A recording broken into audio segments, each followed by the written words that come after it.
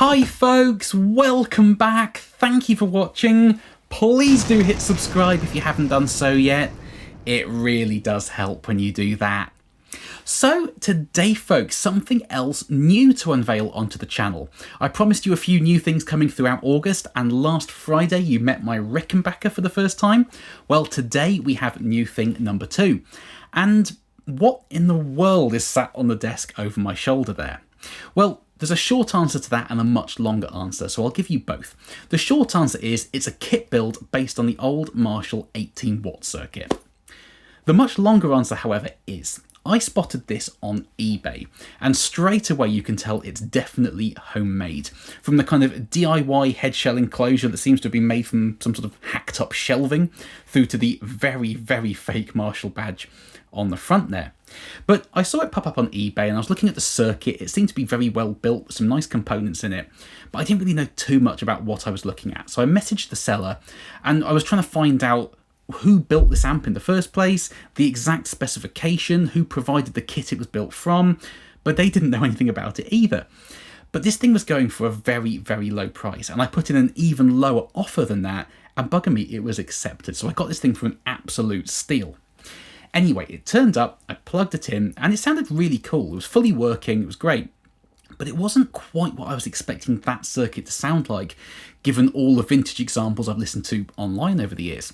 Because Marshall never actually made this circuit available as a head. It was only available as a combo, and the various model numbers they used kind of denoted the speaker configuration in said combo.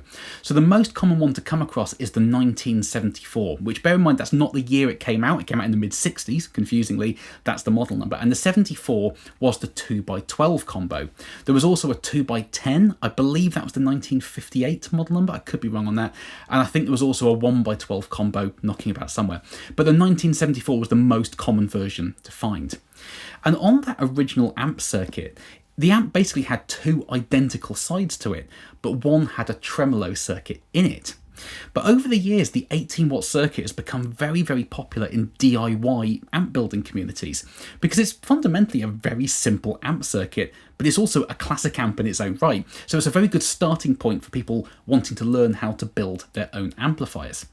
And this is a sort of a version of that circuit that again is very popular in DIY communities, and it's a very common mod to do to the 18W platform, which is what has become known as a TMB version, treble, middle and bass. Because on the right hand side of this amp you have the original 18W configuration, which is just two knobs, volume and tone. You just get one tone knob and that's it.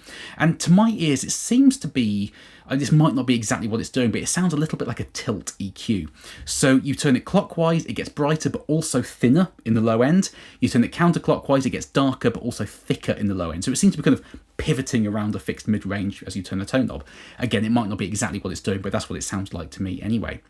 But the left-hand side, rather than having the tremolo, it has a 3-band Marshall EQ, and this one also has a master volume, but only on the left side. So right side, original 2-knob configuration, left side, kind of original preamp in terms of gain, but a 3-band EQ and a master volume.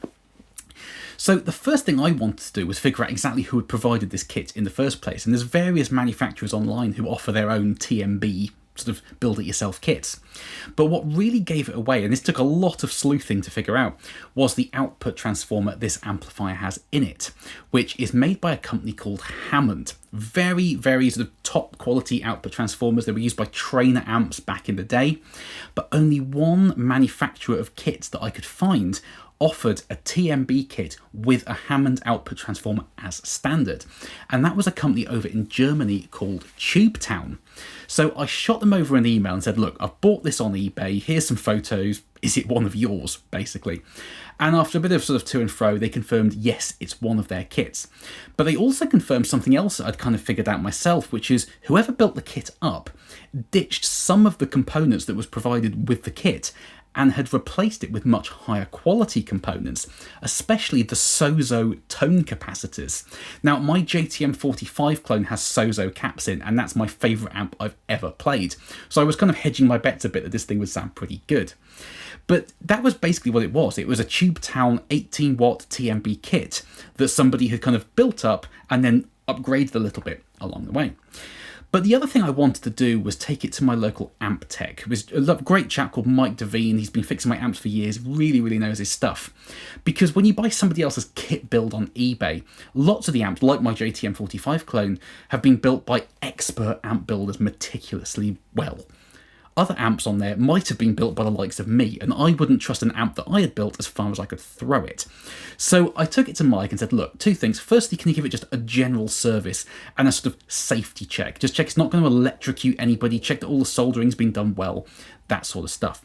But also, I asked him, could he go through the original 18W TMB schematic provided by Tubetown to see whether this thing had been built accurately or not, because I didn't have a clue whether the components that had been upgraded were the correct values or not. I didn't really know much about the circuit. I'm useless at deciphering circuit diagrams. So he got the Tubetown 18W TMB schematic off the internet, and everything in red is what was wrong. So when the components have been upgraded, some of them weren't right, and his speculation is that this amp had been built very, very well by someone who really knew what they were doing. But somewhere along the line, it's also been used as a test bed for people developing their own mods. So here is a bag of the components that were taken out of this amplifier. Some of these were the incorrect value components that have now been replaced with the right values, but things like these red audiophile capacitors here, these are nowhere on any schematic anywhere. They were just there. So it looks like it's a very well built kit amp that someone's also been trying out their own mods on. Some were left in, some of the components were wrong and whatever. So it's now been restored to the exact schematic that Tubetown put out with their 18W TMB amp kits. So if you go to them and buy an amp kit and build it exactly as the schematic says, that is what this is now, albeit with some upgraded components along the way. So what I'm going to do today, folks, is plug this into my Zilla Studio Pro. And back in the day when they had the 2x12 combos, they originally came with Alnico speakers, but quite quickly went to the G12M greenback ceramic speakers. Now, I'm an Alnico speaker guy. I love how this amp sounds with Alnico speakers. But when you crank this thing up kind of all the way, it does have a habit of getting a little bit fizzy, because it's an EL84 powered amp, which is kind of unusual for Marshalls. They're usually EL34s or KT66s, but EL84s do get very kind of abrasive and grainy in the top end when you really crank them up. And Alnico speakers will of course exacerbate that because they have more high end than ceramics in general. So I'm going to stick with the Alnicos today, but just bear in mind that when you crank it up, it does get a bit fizzy. Ceramic speakers would probably tame that a little bit more than my Alnicos, but I love how the amp sounds in general through the Alnico speakers. And I'm going to throw a variety of different guitars at it, using both sides, the standard 18W 2-knob configuration and also the TMB side, to just show you what this amp is capable of. Because as is often the way on eBay, if you find the right kit that's been built well, or at least has now been built well, you can get an incredible sounding amp for absolutely peanuts money compared to what you would buy from like a branded boutique amp manufacturer. And this thing sounds wonderful. So that's what I'm going to do today, folks. Just get some sounds going in the room. No pedals, just guitars straight into the front end, and show you what an 18W Marshall circuit is capable of in both its original and slightly modified form. So without further ado, folks, here we go.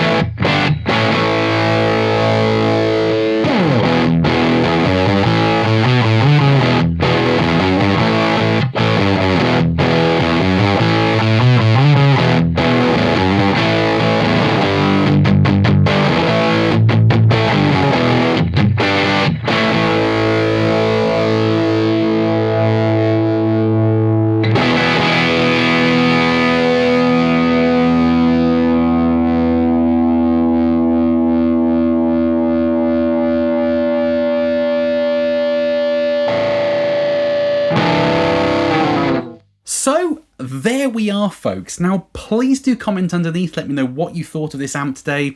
Which was your favourite guitar with it? Did you like the original channel or the TMB channel best?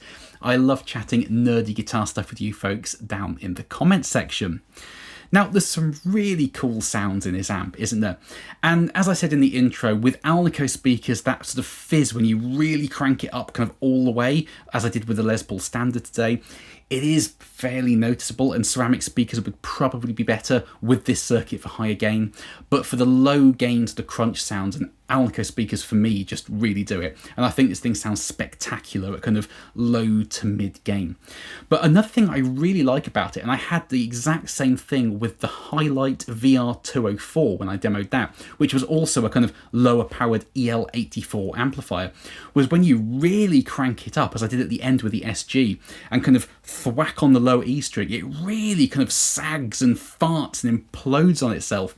And it's such a cool sound. You won't want to use it for everything, but for the right sort of recording, it can be absolutely amazing. And it's so fun to play. I hope the kind of sponginess comes across on the audio. But those are just my thoughts, folks. Please do let me know what you think of this amp. Do you like the 18-watt circuit? Is an EL84 powered Marshall correct, or does it have to be EL34s or KT66s? I love getting your thoughts and opinions down in the comments section. So thank you ever so much for watching, folks. Something else new is coming in the next video, so watch out for that one. And I will see you very, very soon. Bye-bye.